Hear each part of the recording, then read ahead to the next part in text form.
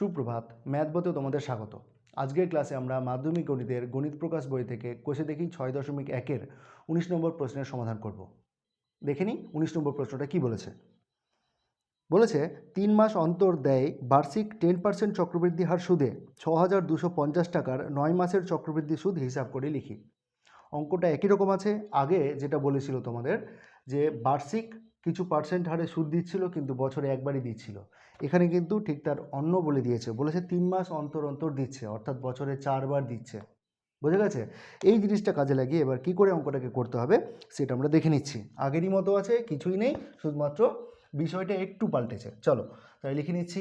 P সমান এখানে বলে দিয়েছে 6,250 টাকা। পি সমান হচ্ছে 6,250 টাকা। টি বা এন, এন কত বলে দিয়েছে? এন বলে দিয়েছে এখানে 9 মাস। এন বলে দিয়েছে 9 মাস, মানে কত? 9 মাস মানে হলো 9/12 বছর। আমরা জানি মাসকে 12 দিয়ে ভাগ করলে বছর হয়, তাই বছর। এবার দেখো সুদের হার, আর কত বলে দিয়েছে এখানে? দেখো আর বলে দিয়েছে 10%। 10%। আমাকে এখান থেকে চক্রবৃদ্ধি সুদ এইটা বের করতে বলেছে। চলো তাহলে দেখে নিই। আর এখানে বলেছে বার্ষিক পর্ব। বার্ষিক পর্ব, বার্ষিক পর্ব মানে বছরে কবার সুদ দিচ্ছে। ভালো করে খেয়াল করে দেখো, বছর হচ্ছে 12 মাস, 3 মাস অন্তর অন্তর সুদ দিচ্ছে, তাহলে 3 দিয়ে ভাগ, তাহলে পর্ব হলো 4। বুঝে গেছে? এইবার দেখো অঙ্কটাকে কিভাবে করছি। আমরা সূত্র কি জানতাম? দেখো আমরা সূত্র জানতাম, সুদ বের করতে বলেছে। আমি প্রথমে সবৃদ্ধিমূল বের করছি। সবৃদ্ধিমূল সমান P into 1 plus r/100 whole to the power n। এই তো করতাম, এটাই আমরা জানতাম। খেয়াল করে দেখো, তখন কিন্তু বছরে একবারই সুদ দিত। এখন বছরে কবার দিচ্ছে? 4 বার দিচ্ছে। এখন বছরে কবার দিচ্ছে? 4 বার দিচ্ছে। তাহলে দেখো বছরে যদি 10% দেয়, বছরে যদি 10% দেয় মানে 12 মাসে দিচ্ছে 10%, তাহলে 3 মাসে কত দেবে? খেয়াল করে দেখো, 12 মাসে দিচ্ছে 10%, তাহলে 1 মাসে কত দিবে? 10/12। 3 মাসে কত দেবে? 3 গুণ 10/12। তার মানে হলো 3 4-এ 12 না, 10/4 হলো না। তাহলে এখন রেট অফ ইন্টারেস্টটা হয়ে গেছে কত? 10/4। কেন বলো তো? কারণ হচ্ছে আমার এখন 3 মাস অন্তর অন্তর সুদ দিচ্ছে। বুঝে গেছে? তাহলে এখানে আর এর জায়গায় আমরা বসাবো r/4। এই 4টা কি? পর্ব। বুঝে গেছে? এইবার খেয়াল করে দেখো এন, এনটা কি বলেছিলাম?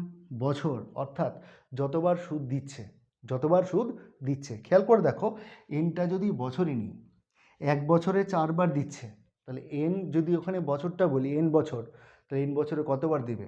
গুণ 4। অর্থাৎ সময়টা হলো এন গুণ 4, 1 বছরে 4 বার, তাহলে এন বছরে কত? এন গুণ 4। বুঝে গেছে? এই হচ্ছে কনসেপ্ট। চলো এখানে এবার মানগুলো বসাচ্ছি।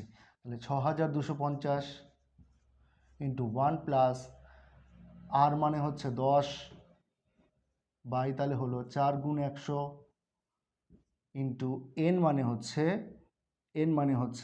9/12 গুণ 4।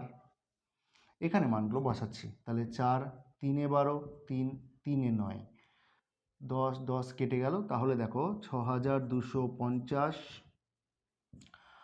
1 প্লাস 1/40 তার কিউব। ঠিক আছে? এত টাকা আমাদের সুদ বের করতে বলেছে, তার জন্য আমরা এখান থেকে সুদটা বের করে নিচ্ছি। দেখে নাও তাহলে অতএব চক্রবৃদ্ধি সুদ, চক্রবৃদ্ধি সুদ কত হবে? দেখো এইটা মাইনাস আসল, তাহলে 6,250 ইন্টু 1 প্লাস 1/40 তার কিউব মাইনাস 6,250। এইটাকে যদি আমরা একবারই করি, 6,250টাকে কমন নিলাম, তাহলে পড়ে থাকলো কি? দেখো 40, 1 যোগ 1-এর 40 মানে কত? 41-এর কিউব বাই 40-এর কিউব মাইনাস 1। এইটাকে সিম্পলিফিকেশন করলে লেখা যাবে 6250 ইন্টু 40-এর কিউব, এটা হবে 41-এর কিউব মাইনাস 40-এর কিউব। ব্যাস এইটুকু। এইবার আমরা উপরের দিকটা মুছে দিচ্ছি, দেখে নাও এখানে কি আছে। 6250 আছে, 6250 লিখে দিলাম, 6250।